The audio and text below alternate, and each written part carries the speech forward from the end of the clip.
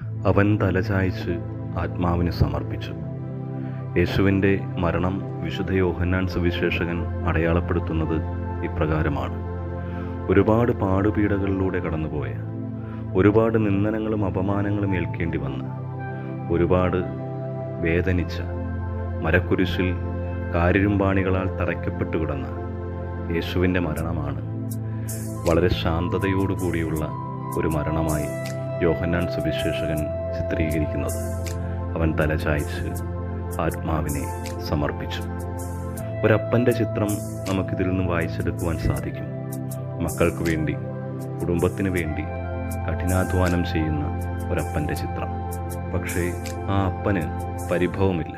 താൻ ചുമന്ന ഭാരത്തെക്കുറിച്ചോ തനിക്കുണ്ടായ ശാരീരിക ബുദ്ധിമുട്ടുകളെക്കുറിച്ചോ ആരോടും ഒന്നും പറയാതെ ശാന്തമായ സായാഹ്നത്തിൽ വിശ്രമിക്കുവാൻ പോകുന്ന ഒരു പിതാവിൻ്റെ ചിത്രമുണ്ട് കുരിശിൽ തലചായ്ച്ചു കിടക്കുന്ന യേശുവിന്.